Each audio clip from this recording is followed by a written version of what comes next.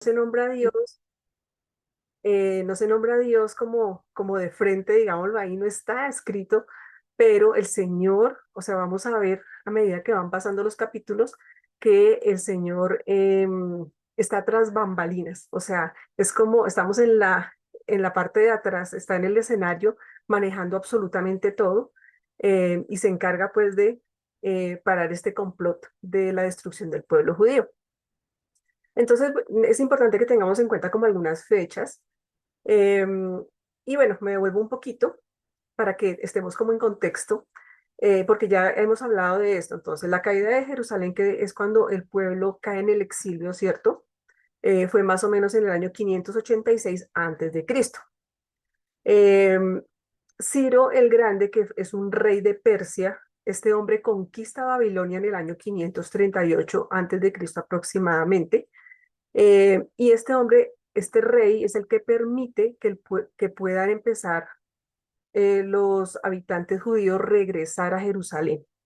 Porque pues cuando estaban en Babilonia, cuando estaban gobernando eh, ¿cómo se dice? No sé si se dicen los babilonios, no permitían obviamente porque estaban exiliados y ellos eran los que habían conquistado Jerusalén y ese pueblo, digamos, ya les pertenecía a ellos esa tierra como tal, pero estaba, digamos que en un desorden, no estaba deshabitada, estaba destruida.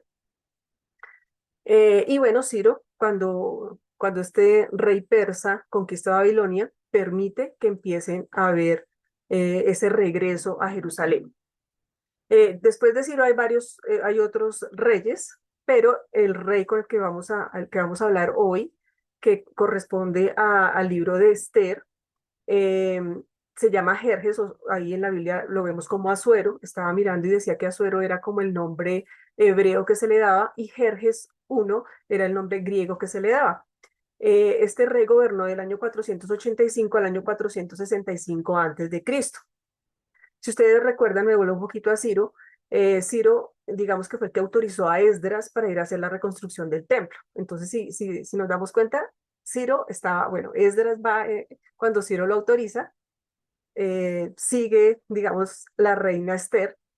Y posterior a la reina Esther, perdona, a Jerjes o al libro de Esther, está Artajerjes, que es el hijo de Jerjes I. Este Artajerjes, que lo acabamos de ver en Nehemías, es el que autoriza para que Nehemías pueda ir a hacer la reconstrucción de los muros. Entonces, es importante que tengamos como en cuenta esto porque como la Biblia no está, como les decía, ordenada cronológicamente, sino por libros, entonces digamos que lo que pasa con Esther sucede antes de Nehemías, para que lo tengamos ahí como en nuestro radar. Aquí le hago esta salvedad de 457, esto es antes de Cristo, Daniel 9, es porque siempre se habla que el exilio duró 70 años, entonces si hacemos la cuenta de que en el año 457 es cuando ya regresa o se construyen los muros, con el año 586 más o menos nos dan los 70 años. Entonces es como para que tuviéramos esas eh, fechas ahí como en la cabeza y de pronto las personas que no habían podido estar en el estudio bíblico que veníamos haciendo como que uno no entre como tan perdido de qué estamos hablando. Entonces aquí vamos todo lo que fue Nehemías fue como la reconstrucción de los muros para que ya Jerusalén, para que ya los judíos pudieran volver. No todos volvieron, porque habían algunas personas que ya se habían acostumbrado como a este lugar, a Babilonia, ya tenían sus familias, sus comodidades y no quisieron regresar. Bueno, aquí el orden cronológico más o menos de los libros, no sé si se vea muy bien, espero que sí, pero bueno, entonces quería contarles que a partir de este libro que es Josué, vienen los libros históricos, entonces estaba José, Jueces, Ruth, Samuel, 1 Samuel 2 Crónicas 1 Crónicas 2 Reyes 1 Reyes 2 Esdras, Nehemías y Esther. Estos son los libros históricos y estos son los que vamos a terminar. ¿Por qué la posición de Esther en este lugar? Porque pues como les comentaba, estaba como escrito ahí entre Esdras y Nehemías. Y bueno, aquí hay un vacío que son los 70 años de exilio, pero ahí se escribieron en cautividad estos libros de Daniel y Ezequiel. Aquí, bueno, hay otros libros, pero quería como hacer, era énfasis en esta parte y que tuviéramos como un orden, o que tuviéramos como claro cómo estaban escritos los libros. Sí, entonces, este libro que estamos viendo, entonces todavía digamos que está en parte del exilio porque ya habían regresado algunos judíos para cuando se hizo la construcción del templo, pero digamos que lo que ya habíamos visto en Esdras, como que no fue tan fuerte, hubo un avivamiento de pequeñito y como que todo se frenó un poco. Hasta que ya cuando Nehemías reconstruye los muros, digamos que ahí sí regresa una parte más grande de judíos nuevamente a Jerusalén. Bueno, entonces, ya entrando pues entonces em, a lo que vamos a hablar el día de hoy. Hace 8 días veíamos el versículo número 1 que nos decía que el rey Jerjes I Asuero gobernaba 127 provincias y decía que iba desde la India hasta Egipto.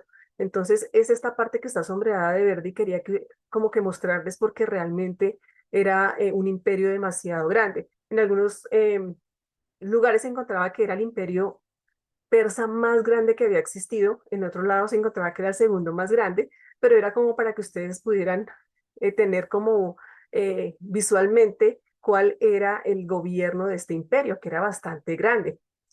Em, Su capital era Susa, que está aquí pequeñito, y es donde se va a dar como todo lo que vamos a hablar el día de hoy. Entonces, bueno, ya estando así como el contexto, empecemos y nos dice lo siguiente. Resulta que eh, el versículo número 2 de Esther nos dice lo siguiente. En aquellos días, cuando fue afirmado el rey Asuero sobre el trono de su reino, el cual estaba en Susa, capital del reino, que ya lo vimos, en el tercer año de su reinado hizo un banquete a todos los príncipes y cortesanos, teniendo delante de él a los más poderosos de Persia y de Media, gobernadores y príncipes de las provincias. Entonces este hombre organiza un banquete, como dice ahí, para traer a todas las personas del imperio de él, este terreno que les acabé de mostrar. Entonces, en ese momento, cuando uno habla de un banquete, ¿cierto? Entonces nosotros nos imaginamos como un tiempo como de compartir, como de alegría, ¿cierto? Si uno lo viera en este momento. Para los persas era más como, o en ese momento se veía más la palabra banquete significaba más como una fiesta, incluso algunas personas que escuchaba decían que significaba bebida. Es decir, que en ese tiempo el reunirse a un banquete era un banquete para beber licor, obviamente para beber vino. Y pues obviamente era un tiempo de fiesta. Eh, También era como un tiempo para demostración de poder político, riqueza y un rito de lealtad o alianza. Eh, Voy a leer el versículo 3 y 4. Si alguien me va buscando el 5 y el 8, les agradezco que son los que vamos a ver en esta diapositiva. Entonces, como ya les acabo de leer el 3 que se reunieron todos los gobernantes y príncipes de la provincia, el número 4 nos dice, para mostrar en las riquezas de la gloria del reino, el brillo y la magnificencia de su poder por muchos días, 180 días. O sea, él reúne a toda esta gente para decirle, mire, así es como yo gobierno, este es mi reino, ¿sí?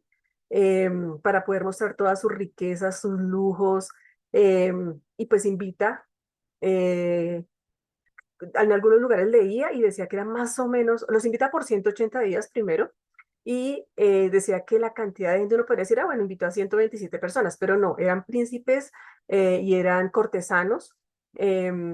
Entonces, más o menos decían que eran más 1.000 personas o más las personas que invitó durante 180 días. Cuando él invita a todas estas personas durante todo este tiempo, que son 6 meses, pues les está diciendo, yo tengo el suficiente dinero para tener una fiesta con todos ustedes y también tengo ese mismo dinero porque él pues detrás de todo esto también tenía como un propósito ahí de unir a todas estas personas, y que ellos vieran cuánto poder tenía y cuánta plata tenía para poder él hacer una campaña contra Grecia, que más adelante vamos a ver qué pasa con Grecia, y pues este reino persa. Aparte de eso, terminados los 180 días, no sé si alguien tenga el versículo número 5 que me pueda ayudar a, a leerlo. Y yo Cumplidos tengo el estos 5. días, Muchas gracias. Adelante. bueno, lo voy a leer. Entonces, y cumplidos estos días, hizo el rey otro banquete por 7 días en el patio del huerto del palacio real a todo el pueblo que había en Susa, capital del reino, desde el mayor hasta el menor.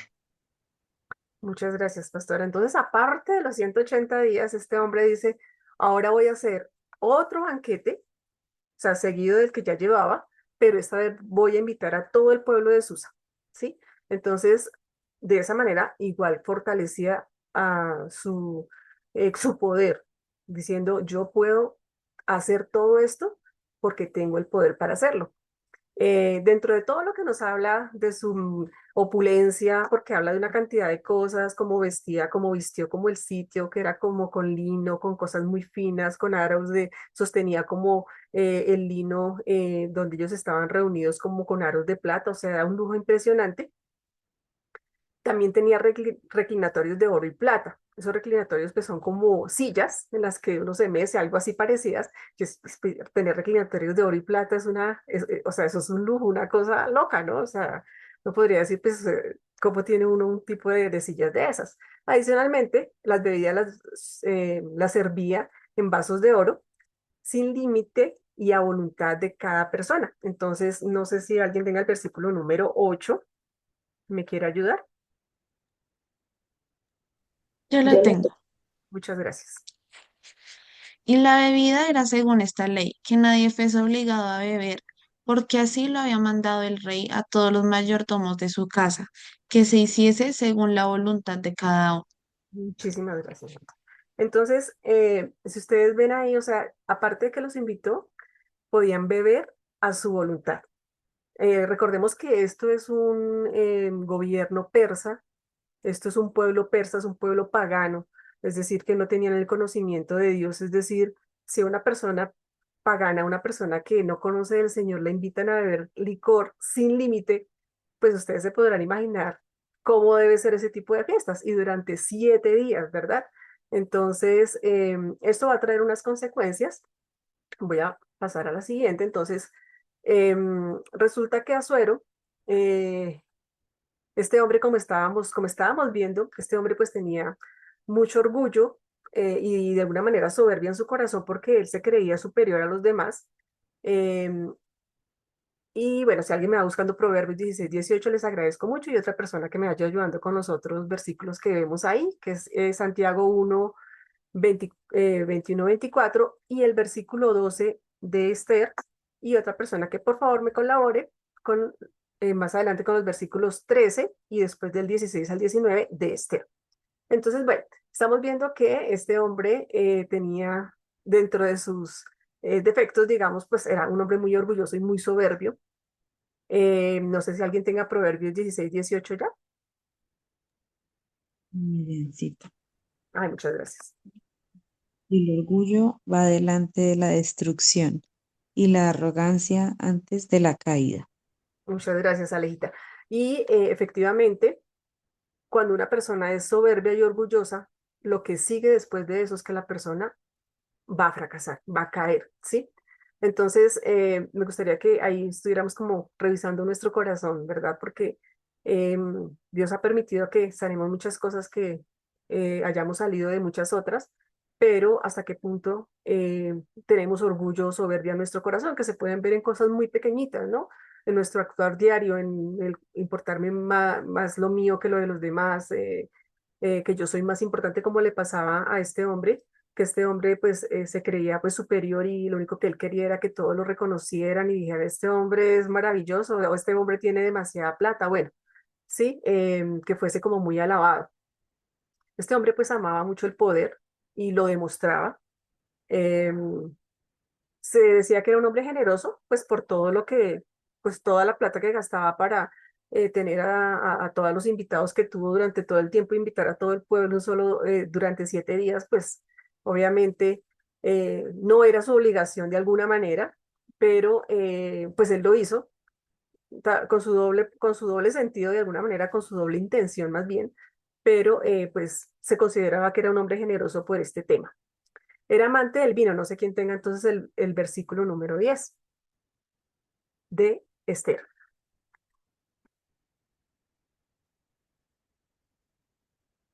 ¿Alguien lo tiene? Tengo. Gracias. El séptimo día, estando el corazón del rey alegre del vino, mandó a Mehumán, Vista, Arbona, Dicta, Abacta, Setar y Carcas, 7 eunucos que servían delante del rey Asuero. Muchísimas gracias, Eli. Entonces, cuando dice que está contento con el vino, en muchos lugares, en muchas partes que leía, decía, o sea, era una manera muy decente de decir que el hombre estaba borracho. Pues obviamente llevaba 180 días mostrándole al reino a todo el mundo, pero llevaba 7 días sin límite de tomar, o sea, sin límite de comer y beber. Entonces el hombre estaba ebrio. Entonces, era un amante al vino porque no lo vamos a ver solamente en este capítulo, sino más adelante vamos a ver que este hombre habitualmente tomaba vino. Em, Era un hombre que se airaba muy fácilmente, entonces no sé si alguien tiene Santiago 1:21 y el versículo número 12 de Esther, que me lo puedan ayudar a leer. Dice, por lo Santiago cual, Santiago 1:21, ¿cierto? 21 al 24, sí, señora. Dice, por lo cual, desechando toda inmundicia y abundancia de malicia, recibid con mansedumbre la palabra implantada, la cual puede salvar vuestras almas. Pero sed hacedores de la palabra, y no tan solamente oidores, engañándoos a vosotros mismos. Porque si alguno es oidor de la palabra, pero no hacedor de ella, este es semejante al hombre que considera en un espejo su rostro natural, porque él se considera a sí mismo y se va, y luego olvida cómo era. Muchas gracias, pastora. Amén. Entonces vemos que, bueno, Santiago 1, 21, 24, pues lo que nos dice es que seamos hacedores de la palabra. Obviamente este hombre no tenía un conocimiento de Dios y se dejaba llevar por la ira. em, y en el versículo número 12 lo vamos a ver, no sé si alguien lo tiene. Versículo 12 de Esther.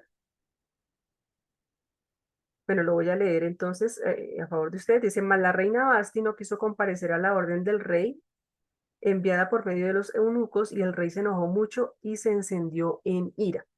Entonces, este hombre lo que hace es mandar traer a la reina. Me voy a devolver un poquito porque es importante el versículo número 11 que dice lo siguiente. Cuando ya él llama a todos sus eunucos, que fue el versículo que habíamos leído anteriormente, dice que trajesen a la reina Basti a la presencia del rey con la corona regia para mostrar a los pueblos y a los príncipes su belleza porque era hermosa. Entonces este hombre, allá en su embriaguez, hace algo que generalmente no se hacía, porque los hombres hacían o ellos hacían sus reuniones aparte de las mujeres.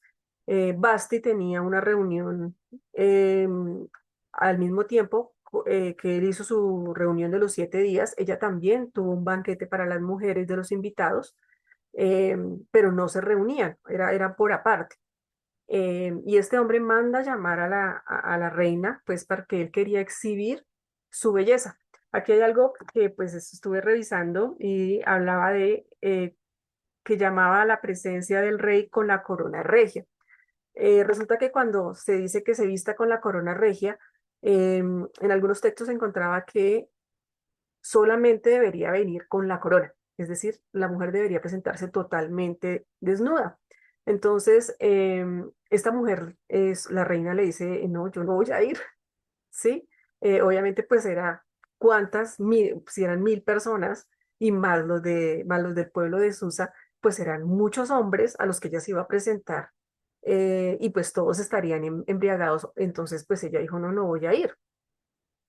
Em, Esto pues ahorita vamos a mirar qué le genera a Esther. Voy a leer a favor de ustedes los versículos 13 y del 16 al 19 y dice lo siguiente.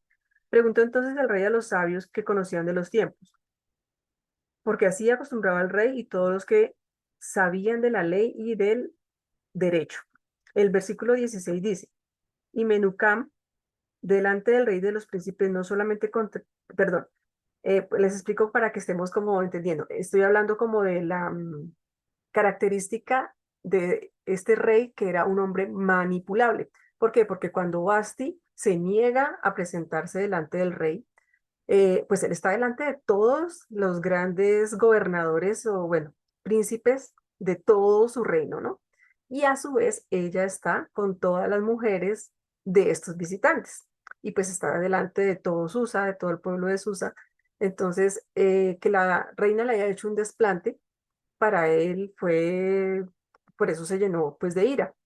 Entonces él le pide a los sabios que él consideraba pues sus personas a las que le pedía consejo, qué debería hacer, ¿cierto? Entonces, bueno, ahí también es importante que miremos hasta qué punto nosotros acudimos a quién a pedir el consejo y cómo permitimos que esas personas nos manipulen. ¿Por qué? Porque este hombre en el capítulo, ahora sí me voy para el versículo 16 al 19, dice lo siguiente.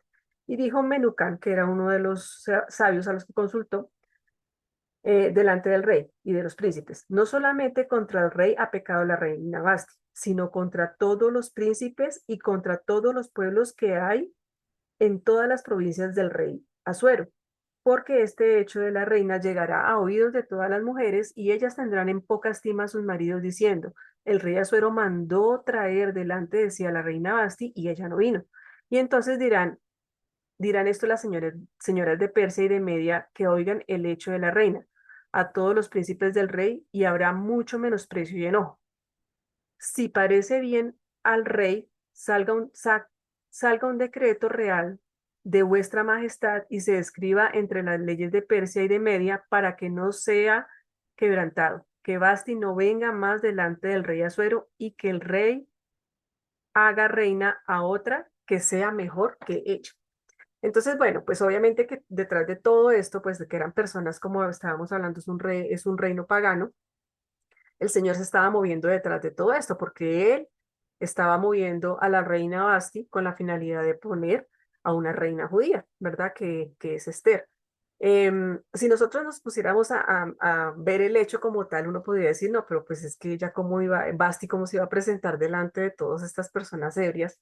Pero más allá de esto, este hombre se deja manipular, porque también lo vamos a ver más adelante. Asuero se deja manipular para bien o para mal, porque bueno, ahí también hubo cosas que por los consejos hace que suba Esther, bueno, otras cosas que van a suceder más adelante, pero este hombre se dejaba llevar por lo que le estaban diciendo y como que no se sentaba a analizar, obviamente menos cuando está en un estado de embriaguez. Y este hombre tal vez está aconsejado por unos sabios, entre comillas, que seguramente también estarían ebrios, ¿cierto? Y le aconsejan que no, ¿cómo se le ocurre que están todas las mujeres allá y que ahora todas las mujeres se van no van a hacer caso, etcétera? Eh, en vez de haberles dicho, más bien esperemos a mañana, tomamos una decisión, revisémoslo, ¿cierto? Porque pues no están en el momento ni en el estado adecuado de sobriedad para poder tomar decisiones, eh, sino que ellos aprovechan para poder decir, no, hagamos esto, pongamos una ley así. Y leía que los persas, cuando colocan una ley, esa ley no se puede cambiar. O sea, ley puesta, ley que se debe cumplir. Entonces, por eso ellos aprovecharon el momento y dijeron, no, pongamos una ley que todas las mujeres nos tienen que obedecer en absolutamente todo, ta, ta, ta. Recordemos que estamos hablando de un reinado pagano y no de acuerdo a como Dios en su palabra dice que debe someterse una esposa a su esposo, ¿verdad? Que su esposo, la esposa se somete a su esposo y el esposo debe estar sometido a Dios, pero esto lo hacían de una manera diferente. Querían toda la autoridad sobre las mujeres y ver y poner como un escarnio ahí. Bueno, la reina hizo esto, ustedes llegan a hacer algo y también van a ser desterradas. Algunas personas decían que algunas personas no, en algunos escritos veía que ella fue sacada del reino, otros decían que fue muerta. Bueno, esa parte no lo dice la Biblia, entonces no hay como ser verídico con esto, pero entonces era como sentar un precedente del comportamiento de la reina. Cuando entonces quiero como de todas estas características, solamente voy a centrarme en dos características, porque creo que sí necesitamos de pronto como afianzar esto.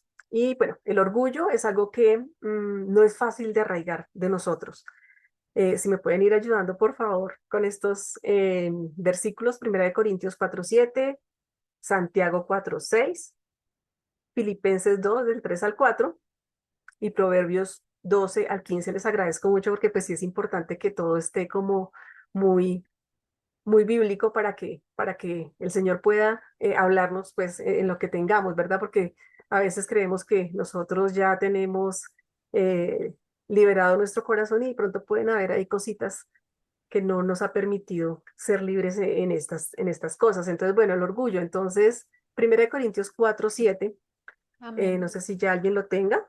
Sí, aquí Miriamcita. Ay, muchas gracias. Porque ¿quién te distingue o qué tienes que no hayas recibido? Y si lo recibiste, ¿por qué te glorías como si no lo hubieras recibido? Amén, muchas gracias. Entonces, tenemos que entender que todo lo que nosotros tenemos es un regalo de Dios, absolutamente todo lo que tenemos. Así como se gloriaba, digamos, Asuero de todo lo que tenía, de todos sus terrenos, de todo lo que tenía en su imperio, en su lugar, em, de todas las cosas, por pequeñas que fueran plata, oro, etcétera.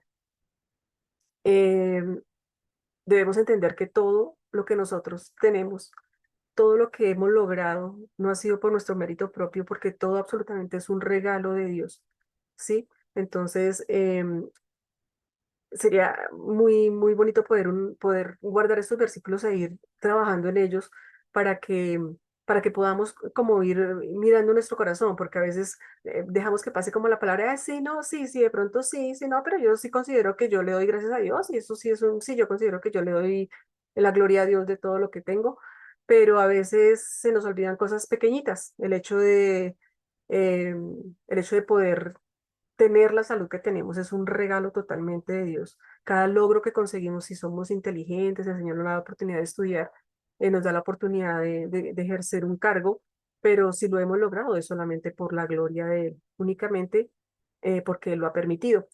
Someterse a Dios. Entonces en Santiago 4:6, no sé si alguien lo tiene, por favor. Dice, Amén. Gracias. Sí, bueno, someteos pues a Dios, resistid al diablo y huirá de vosotros. Amén. Muchas gracias, pastora. Entonces, nuestro sometimiento todos los días a Dios para que el orgullo en mi vida desaparezca, debo estar sometido, ¿sí? O sea, saber que tengo la autoridad por encima mío y esa autoridad de Dios, que Él es el que me regala absolutamente todo, yo debo estar sometida a Él y para estar sometida a Él, pues debo conocerlo a Él. Entonces, debo conocer su palabra y pues debo reconocerlo todos los días. Empatía, entonces Filipenses 2:3 al 4. Lo tengo. Gracias, gracias, Dice, Santiago. lo leo. Por favor.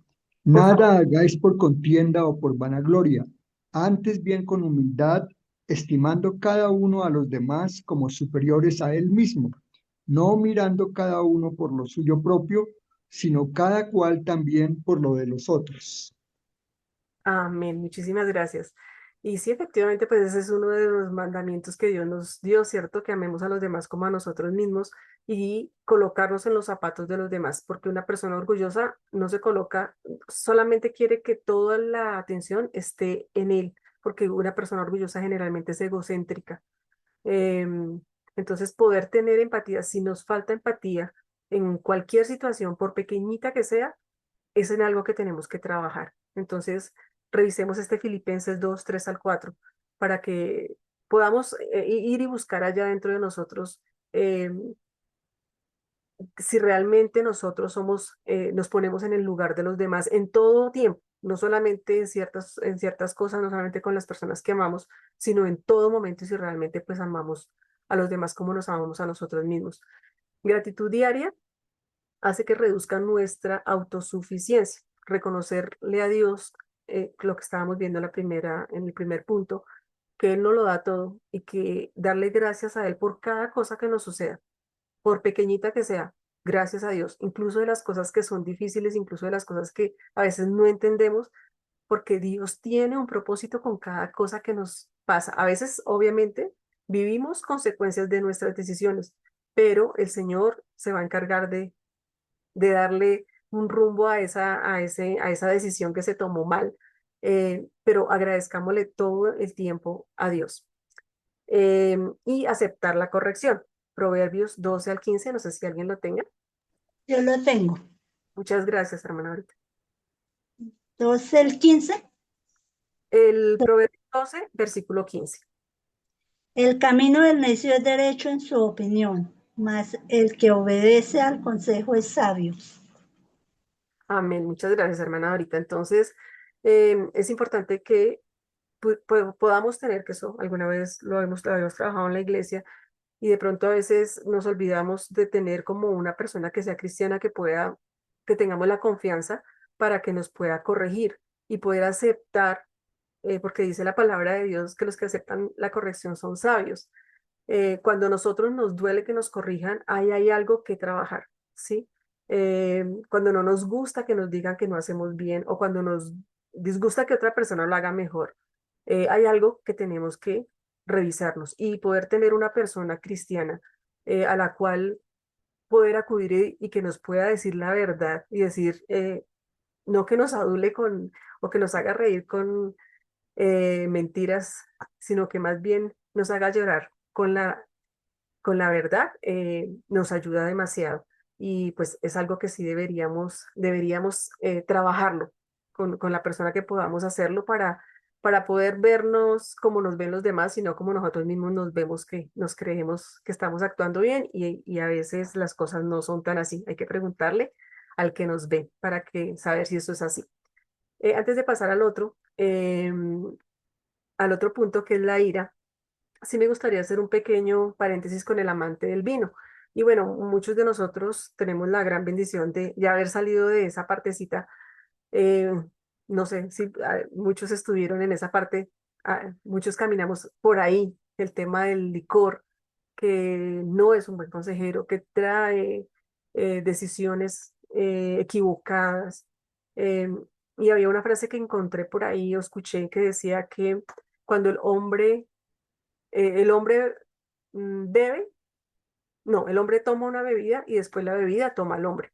Entonces, a veces para uno de cristiano es difícil cuando asiste a reuniones, cuando sí, eh, estamos en el mundo y es difícil a veces manejar esa situación, pero entonces pidámosle a Dios esa fortaleza para tomar decisiones adecuadas, porque a veces podemos decir, no me toca tomarme no sé, un licor porque me toca por la manera, por tener como una relación social, pero que esa parte no se nos vaya a volver, cuando empezamos a querer hacerlo, es cuando vienen los problemas, ¿sí? O sea, evitemos hacerlo para que eso no se nos vuelva algo que necesitemos, porque es muy fácil volver a caer. Cuando nos visitaba el pastor Elías, me acuerdo que él nos hacía como una referencia de cuando él tuvo como un problema en su cara y que la cara quedó como con cierta eh, predisposición a que le vuelva a dar como algo que le dio a él de una enfermedad. Y así de esa misma manera, si dentro de lo que yo viví estaba como que no amor, pero sí sentir que me agradaba el licor, si vuelvo a caer en eso, seguramente va a volver a gustar. Entonces es mejor evitar ese tipo de cosas. La mejor manera de evitar algo que puede seducirme es huir de eso, es apartarme, es evitarlo, es no hacerlo. Adicionalmente, pues el testimonio, ¿no? El testimonio, recuerdo que un pastor nos decía en algún momento, es el hecho de que usted la ven con una copa o lo ven con una botella y van a decir, ¿cuántas llevará? Ah, no, esto es solamente social, pero pues nadie lo va a saber. Entonces el testimonio mío como cristiano, porque yo represento es al Señor. Y bueno, lo otro que quería que viéramos es la ira. Em, Santiago 1:20, si alguien me lo puede ayudar a buscar, les agradecería. Y bueno, la ira pues se evita cuando eh, logramos escuchar antes de reaccionar, porque digamos lo que le pasó a este hombre fue que le dio mucha rabia, pues estaba ebrio aparte, porque no se le obedeció al rey, ¿cierto? Obviamente que digamos que en las leyes persas de alguna manera sí existía como digamos una ley o dentro de lo que ellos manejaban, que cuando el rey llamaba a alguien debería ir, pero digamos que las condiciones eran diferentes porque era hacer pasar por vergüenza a una mujer y bueno, etcétera. Em, pero antes de que él hubiese reaccionado, si él hubiese tenido la oportunidad de tener a Dios en su corazón, eh, había podido escuchar por qué razón ella no había querido asistir, digamos, a presentarse delante de todas estas personas. No sé si alguien tiene Santiago 1:20, por favor. Porque la ira Por- del hombre no obra la justicia de Dios. Amén. Entonces, también es algo que les invito a que revisemos si de alguna manera nosotros todavía respondemos con mal genio, ¿sí? A veces son cosas demasiado pequeñitas que a veces puede uno actuar en ira y tirar cosas y decir y gritar, pero también puede actuar uno de una manera diferente y es quedarse callado de una manera asolapada, guardándose para sí un rencor, una rabia profunda ya, ¿sí? Entonces ninguna de las dos reacciones está bien. ¿M? Una pues expresa lo que está sintiendo en ese momento con tal vez un grito, tal vez con, algo, con una acción, pero callarse y llenarse de ira tampoco es, tampoco es el camino. Entonces, si nos pasa esta parte, si nos está pasando de alguna manera esto, yo los invito a que revisemos eso y podamos entregarle eso al Señor y decir, si a mí sí me pasa que me da una rabia y como que quiero golpear algo, como que quiero gritar, como que me quedo callada para evitar que no se dañe como el momento, pero sí me da mucha rabia y después me queda difícil decirlo, entonces es algo en lo que debemos trabajar.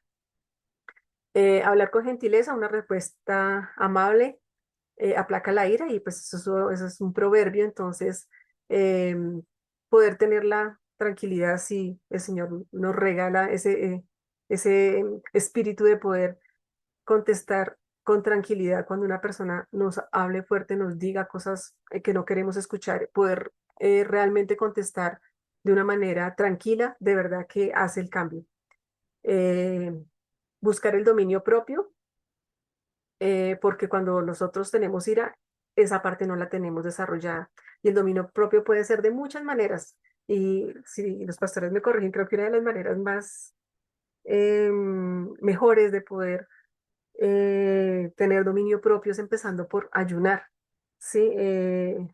Cuando yo ayuno, estoy controlando mi cuerpo, ¿cierto? Estoy diciéndole a mi cuerpo, no te voy a dar por ahora comida o voy a ayunar algo que me gusta, voy a ayunar una comida, voy a ayunar una actividad, porque me estoy negando algo que quiero, porque yo puedo dominar, puedo tener un dominio propio de mí.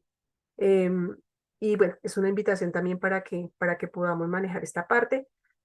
Solucionar el enojo a tiempo y en la palabra del Señor nos dice que no permitamos que el sol se oculte cuando estamos enojados. Esa parte es difícil cuando uno, sobre todo pues con las personas más cercanas, ¿cierto? O sea, es tan difícil a veces para nosotros cuando hemos tenido como un encontrón o una diferencia con la persona que vivimos, con las personas que amamos, a veces permitimos que no pase solamente una vez el sol, sino que pase muchos días el sol y eso hace que nos llenemos de más ira, de más dolor, que nos comportemos de pronto de una manera dura, que nos hablemos golpeado y lo único que hacemos con eso es hacernos más heridas. Entonces, también es esa invitación para que miremos esa parte. Características de Basti, pues bueno, es la primera esposa de Asuero. Como vimos, el rey la manda a llamar, que este versículo ya lo leímos, y quería como reforzar algo que ya les había contado, que está en Esther 4:11, y es cuando el rey manda a llamar a, a alguien, entonces dice lo siguiente, en Esther 4:11, que lo vamos a ver más adelante, pero dice lo siguiente: todos los siervos del rey y el pueblo de las provincias del rey saben que cualquier hombre o mujer que entre en el patio interior para ver al rey sin ser llamado, una sola ley hay respecto a él: ha de morir, salvo aquel a quien el rey extendiera el cetro de oro, el cual vivirá, y yo no he sido llamada para ver al rey estos 30 días. Esto lo va a decir, lo dice Esther en un capítulo que vamos a ver más adelante, pero entonces era para que pudiéramos ver que el rey no manda llamar todo el tiempo a la reina. Entonces, digamos que Basti tiene una razón para hacerlo, pero también su comportamiento había podido ser diferente. No sé, cuando una persona está ebria eh, y pues es de autoridad, eso lo recuerdo cuando era niña, mi padre desafortunadamente tomaba bastante licor y era difícil enfrentar a una persona. Yo veía que mi mamá lo enfrentaba y lo que hacían era discutir, pelearse, horrible. Entonces ya a uno le daba miedo que él llegara porque me decía, no, ahorita van a ponerse a pelear otra vez. Y pues entendía yo en ese tiempo que era muy pequeña, yo decía, es mejor que mi mamá se quede callada y mañana le diga. Es mejor que no le diga nada, pero pues yo no podía decirle a ella. Pero de alguna manera, si ella tuviera la sabiduría de Dios, posiblemente no se hubiera presentado como él quería, pero se hubiese podido presentar de otra manera y hubiese podido, no sé, tratar de hablar con él. Bueno, qué sé yo, no sé cómo se manejará eso, pero digamos que esa parte sabia también había podido trabajarla de otra manera, pero pues ella no, pues obviamente no conocía del Señor, entonces pues simplemente dijo no voy y pues si tuviera sus argumentos y sus razones, pero hay cosas que se deben también manejar como, digamos, esposos y esposas, eh, poder saber que en qué momento, hasta dónde puedo porque yo conozco a esta persona y sé cómo la puedo, decía en una prédica que escuchaba que que el hombre es la cabeza, ¿cierto? Pero la mujer es el cuello. Entonces, eh, la cabeza se gira para donde el cuello le diga. Entonces, de alguna manera, no quiere decir que lo manipule, sino que eh, pueda saber manejar esa situación. Pero bueno, el Señor tenía todo esto planeado, obviamente, como ya sabemos, con un propósito. Era una mujer muy hermosa, es una mujer que desobedece al rey, como ya lo leímos, es desterrada o muerta porque no se sabe, no se habla nunca más de ella.